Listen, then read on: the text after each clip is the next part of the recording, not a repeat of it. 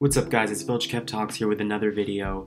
This one is going to be twofold. I want to address two different things related to Michael Jackson. The first one being sort of a part two to the last video I put out in January called Was Michael Jackson Gay? If you want to check that out on my channel.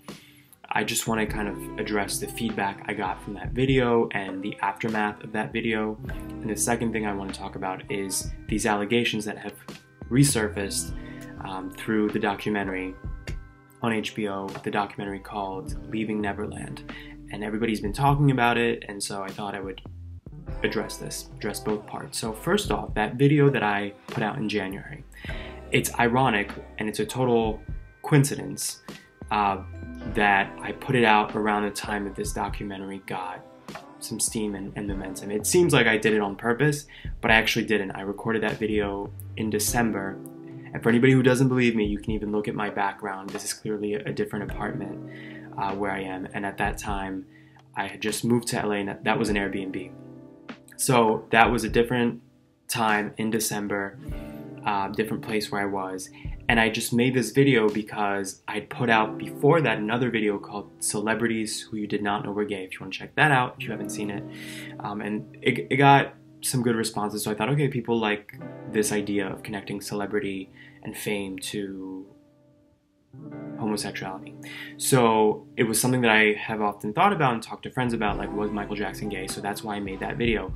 I never thought it would get the response that it got, because I thought it wasn't like a controversial, big, clickbaity subject. I thought it was one of those random videos that like a specific set of people would be interested in, and I thought it would just be something that maybe my subscribers would be interested in.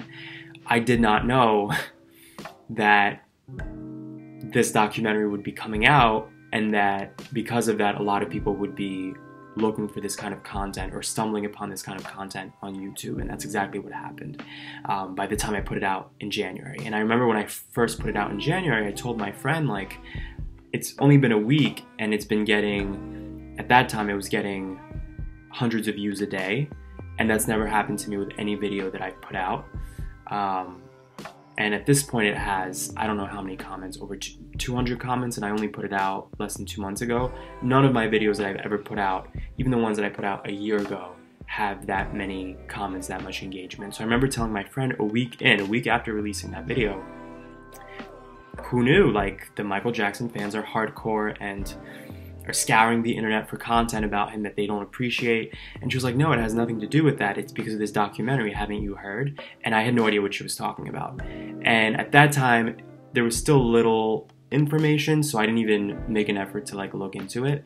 And then I would say the past few weeks, everywhere I go, I see stuff relating to this documentary on Michael Jackson. So it was a coincidence, but I guess it was a good coincidence to get, like, I don't know, my content out there. But to address the feedback from the video, at first I was really irritated and pissed off at how intense and negative the reactions were, the comments were on that video. Again, I thought it was just a video like for my subscribers. I thought people would, people who watch my content would think it was maybe an interesting idea, maybe they had their own opinion, but the vast majority of the comments are hardcore Michael Jackson fans who felt personally insulted by this, which then made me feel insulted, because I'm like, I'm not calling him a pedophile, I'm not saying he's a horrible person, I'm saying I think he was a gay man. And obviously if I'm gay saying this and my whole channel is about gay content, I'm like, how dare you be offended by this, you know, on Michael Jackson's behalf. It's just interesting because at first I was annoyed by all these comments, and then I just found it comical. I found it comical because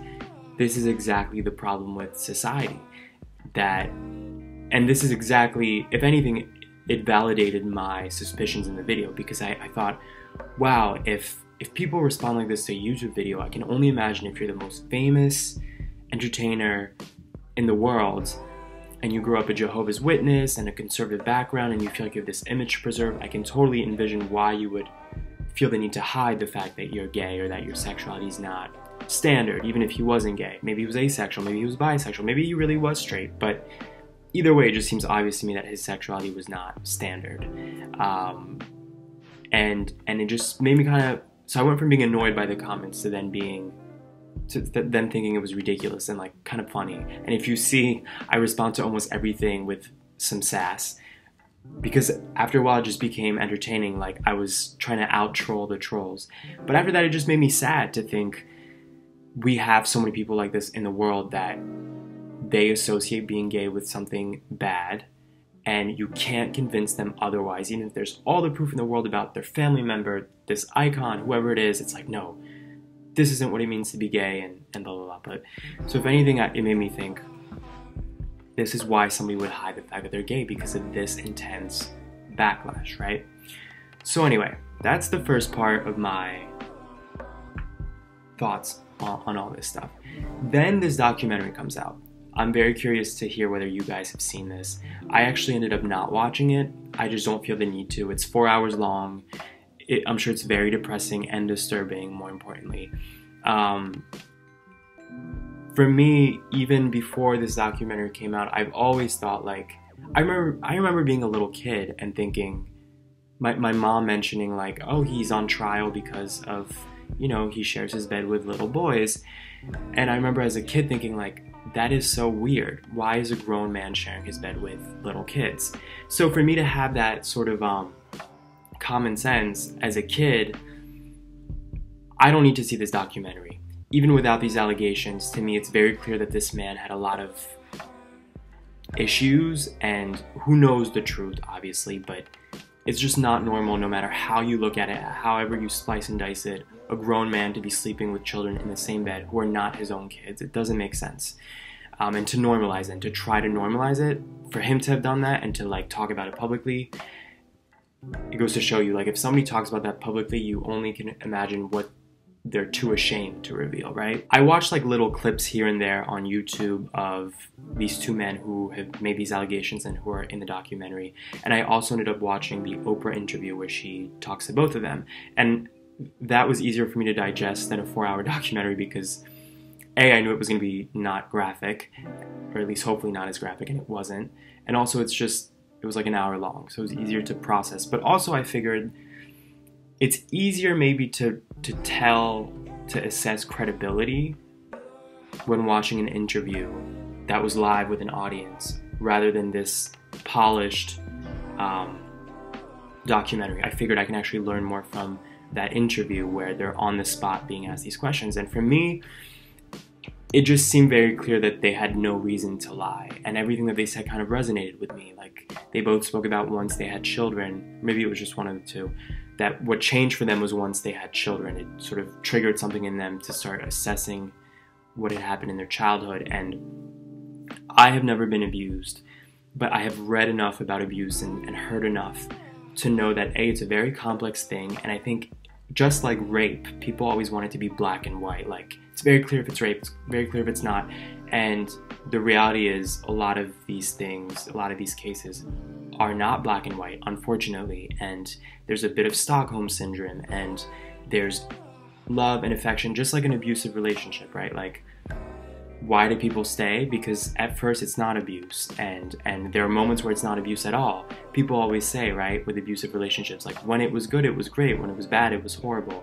And I think that's the same idea here. These kids adored this man who was an icon. Their families adored this man who was an icon. And I think the fame sort of cast this like blinding light, but also, if he is this gentle, kind person, and they were talking about all these details that I feel would be pretty difficult to make up, but who knows, but they were speaking about how he would always, Michael Jackson would present himself as a victim, and he would cry to them and their families to kind of make it like, you guys can help me, which instilled faith in these people, like, oh, he's just this kind man who just needs friends, even if it's just little kids. But like I said, for me, I don't even need to see the documentary to feel like these points are valid. Like, could these men be money hungry? Of course, but I do believe that where there's smoke, there's fire. I think we saw that with Bill Cosby, with R. Kelly. You know, the first few allegations, you had people who said, oh, they're trying to take down an icon, and then there's another, and then there's another, and then there's another. And the reality is, if you look at Michael Jackson's career, there was always this strange fascination, not even just with children, but specifically with young boys. And you see it over and over in different music videos. And, you know, I touched on this in my video before I had even heard about this documentary, how it's been reported by multiple people, Quincy Jones, Lisa Marie Presley, Corey Feldman, people who were very close to him, and then kind of like quickly their lives became separated. A lot of people in those situations have said, yeah, he was talented and everything, but he also was very concerned with how he was perceived and could be very manipulative and could lie and could make stuff up just for the sake of publicity, just for the sake of image, and then he would kind of like discard them. Again, this is one of those things, maybe people are just upset, so they feel they need to say this. They feel scorned by Michael Jackson, the greatest entertainer of all time, or whatever. But again, once you keep hearing that script, it's like, okay, maybe where there's smoke, there's fire. So that is my feeling on the Michael Jackson thing. Like, it doesn't even matter whether there was a documentary or not. The fact that those allegations ever existed at a certain point hint that, you know, things were unusual. And yeah, you could say, well, he was famous, he was easy to take advantage of, he was easy to manipulate, and therefore people would seek exploitation. But the reality is that doesn't happen to most incredibly famous. I mean, you don't hear about pedophilia as an accusation towards the vast majority of very famous people. What's disappointing to me about all this is how, again, fervent and intensely defensive people can get, particularly his fans, about this subject. And they're like, these two jerks, if I ever saw him, boy, what I'd do to them, blah, blah, blah. Like, I know, obviously, the internet, people let their inner crazy out, but it's very disappointing how people can be so uneducated about things like abuse and pedophilia and how the cycle of it and how it works. And I think that's why Oprah did this interview. She says it in the beginning, like, she wants people to understand that it's really complex, and it's more than just something that happened to you once sexually. It's grooming, there's a whole culture around it of manipulation and I love you and little white lies that are whispered into these kids' ears. And she knew she was going to get flack for it, and she has gotten a lot of flack for it. And it's disappointing to me, and it's disturbing that people could be so mentally limited. Like, they're just not willing to believe it. No matter what, this is their icon. It's impossible for him to have done anything wrong. And of course, it's good to have a sense of doubt and question any allegations, any lawsuits, anything really that the media say about anybody. But there's a difference between being skeptical and being like at the other extreme of there's no way this could ever happen. This is horrific what they're saying about him. And it's shocking to me how many comments I've seen on YouTube under these videos relating to this that are like, you know, the FBI did their research, they never found anything, and they have a 98% accuracy rate, and da-da-da-da-da. And I'm like, what are you even talking about? Like, do you work for the FBI? Were you there searching the guy's home? Like, it just seems so ridiculous to me that people feel the need to... Listen, if we paid attention to every person who has been found innocent by court of law, then by that logic, we would also say, O.J. Simpson, there's no way he ever committed that crime. But again, this goes back to this whole culture of abuse. Like, people, this is the same thing that happens in people's homes. A kid will tell their parent or their sister or their uncle or whatever, this happened to me, and people will deny it till the end, I guess because the way that their brain is, the way that their thinking is like constructed, to consider the possibility is too painful, is too dark, is too concerning, so they would rather just be like, no, you're crazy, this never happened. And so it's a very interesting phenomenon, but it's very sad that this happens, and it again totally explains why these men would have even been too afraid to come out and talk about this. Because look at the response, look at people sending death threats and all this stuff. Like, it's totally insane. Alright, I think this video has gone on for too long. As always, I want to hear your comments on this.